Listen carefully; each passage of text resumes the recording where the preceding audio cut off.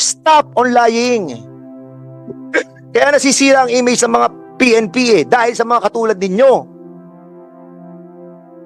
Later on, we will be citing you in contempt, both of you. To cite for contempt for the following PNP personnel: Police Major Magsalos, Lieutenant Colonel Guevara, Major Ihana, Staff Sergeant Democrito, Sergeant Danilo Dester, and Sergeant Rio Quinto. Any suggestion, Congressman Flores? Mr. Chair, other than the period of detention, Mr. Chair, it is also up to the committee as the place of detention, Mr. Chair. And for me, I recommend that we place them in the Quezon City Jail, Mr. Chair. Kayo nag-check-in dun sa loob? Kayong dalawa? Yes, Your Honor. So, kayo ang sumulat sa sa reception, kayo ang nag-register, kayo ang nagbayad. Yes, Your Honor. Kami nagbayad po.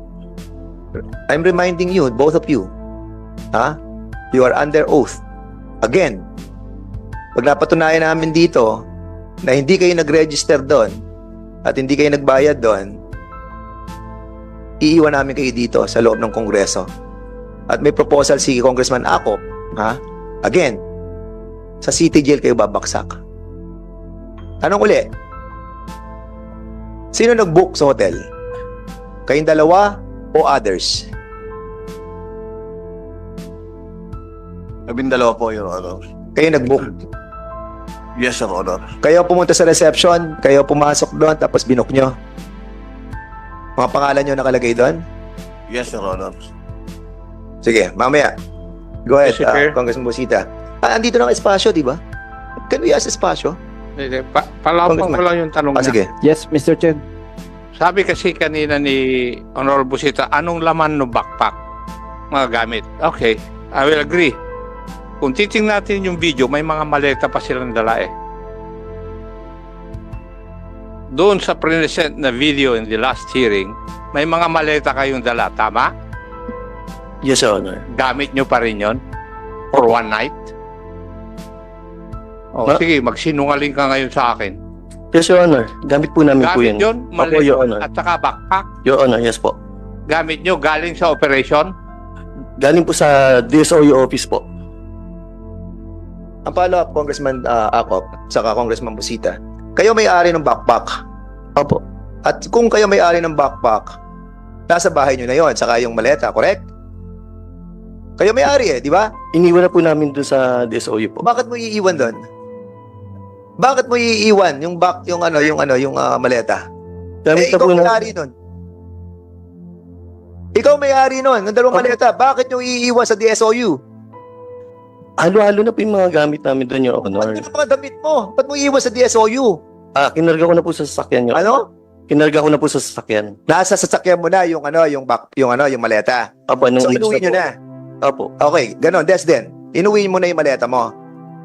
Your Honor, naiwan sa DSOU, Your Honor. Sa'yo na iwan sa DSOU. Bakit mo iniwan sa DSOU? May dalaman ng mga gamit mo. Personal mo mga gamit. Bakit mo iniwan sa DSOU?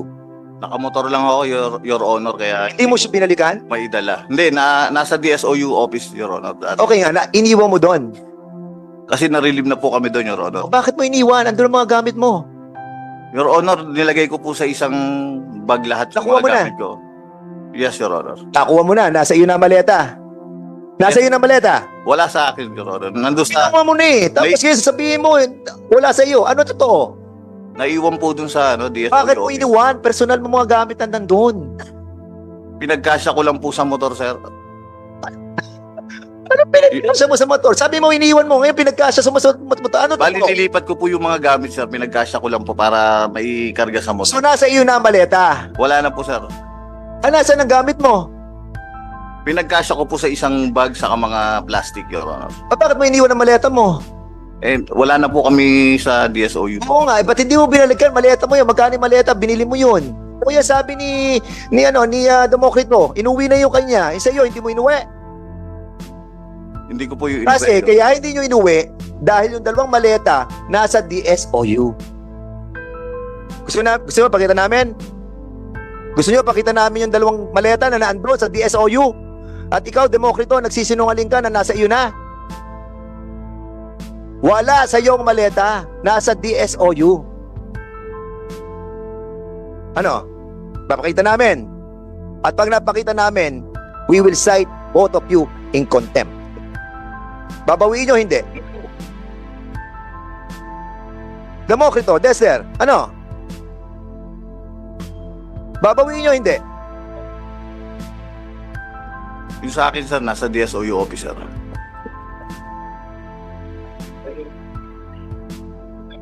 Mr. Chair. Hindi yan. Alisin nyo yan. Alisin nyo. Hindi, Mr. Chair. Yung pag-check-in nyo dun sa hotel, at what time and date did you do it?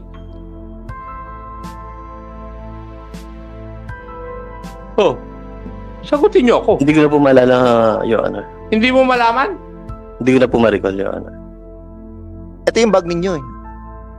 Ayan, and in accordance with the investigation, yung dalawang bag nyo na andun na sa DSOU. Sabi mo kanina, Demokrito, inuwi mo na. Ayan oh, nandyan oh. Sabi ko po kanina yun, lagay ko po sa sakyan. Ano pare? I walk you there. Hindi alam mo, sa totoo lang sinasabi namin sa inyo, nasa ibaba pa lang kami ng aming pine-present ngayon. Nasa inyo pa lang kami, aakyat kami later on. Ang sinasabi ko sa inyo, huwag kayong magsisinungaling. And you lied. You lied. Sa DSOU eh. Sabi mo, nasa sakyan mo. Ayan oh, nasa DSOU. Gusto mo pakita namin dito na naandito yung dalawang luggage na yan? Gusto mo mamaya papakita namin dito mismo sa harapan. Hawak namin ang luggage ninyo. Stop on lying. Kaya nasisira ang image ng mga PNP eh, dahil sa mga katulad ninyo. Later on, we will be citing you in contempt. Both of you. Congressman Erwin Tulfo. Mr. Chair, thank you very much. Some of our congressmen here are going to attend other meetings, and then so may I suggest, Mr. Chair, that all these officers here present who had been lying to their teeth, may investigador na lumabas ng investigasyon ng PNP. Tapos napapailing nila itong dalawa nating mga kasamahan na mga dating senior police officers and they're very veteran police officers. I would suggest, Mr. Chair, habang nagsisinungaling itong mga ito dahil hindi pa naman po sila ayaw nilang umamin sa panluloko, panghuhut-hut, whatever you want to call it, may I suggest that we cite them in contempt, Mr. Chair. After all, Mr. Chair, yung kwarto natin sa baba, marami ng alikabok at walang nakatira. So kailangan na nung detention center natin ng tao para naman malinis ng konti. So I would suggest we cite these police officers in contempt today. Okay, before we take action on the motion of Congressman Erwin Tulfo, the chair would like to acknowledge the presence of Congressman Paduano. And before we take cognizance on your motion, a minute of suspension. Pare.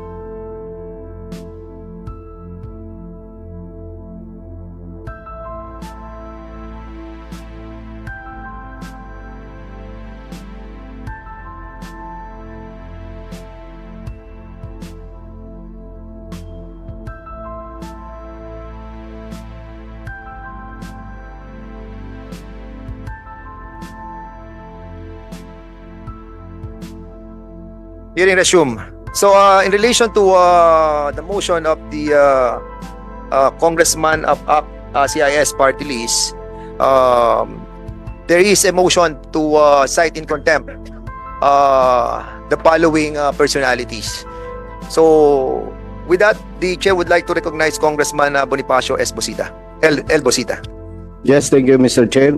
In relation to the motion, Yes, Mr. Chair, in relation to the motion of Deputy Speaker, Majority, Deputy Speaker Majority, Honorable Erwin Tulfo, for to cite for contempt for the following PNP personnel na nakita po natin na parang pinaglalaroan lamang po tayo.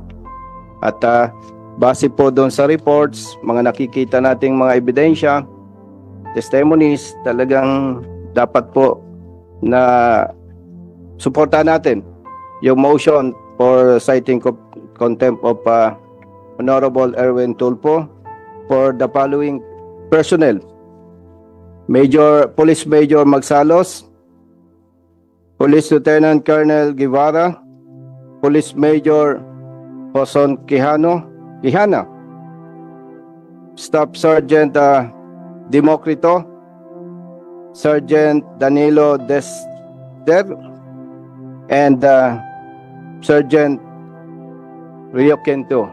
Mr. Chair. There is a motion by this is the parliamentary status of the motion of Congressman Tulfo with regards to the violation that was committed by the PNP personnel to cite them in contempt. And there was a previous amendment by Congressman Busita enumerating the following PNP personnel. And then there is another amendments on the motion that will be the penalty that will be meted out for these PNP personnel will be a period of 15 days and in the premises of this House of Representatives, considering the recommendation of I Congressman will withdraw. Flores that they be committed on the Quezon City Jail until such time that they have meted out the truthfulness of what transpired based on the CCTV and the BWC.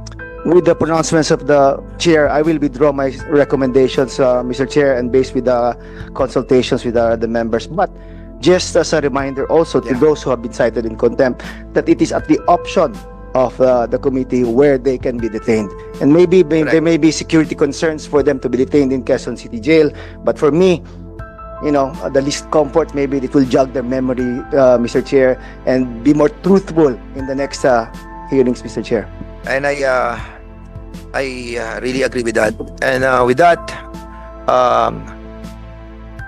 with sadness in our hearts, alam naman natin hindi natin gusto to. But lying in front of all of us is something that parang you hit us right in front of our face. Na alam naman natin na nangyari. That you have done something on the 27-minute period that was lacking. Masakit, but we will do our job. This is our work, and we will do the best out of it. So with the motion of Congressman Erwin Tulfo, any second motion on the said motion? There's a second motion. Second motion. Any objection? Hearing none, the motion is now approved. So the Sergeant of Arms is being directed to bring all these personnel after the hearing.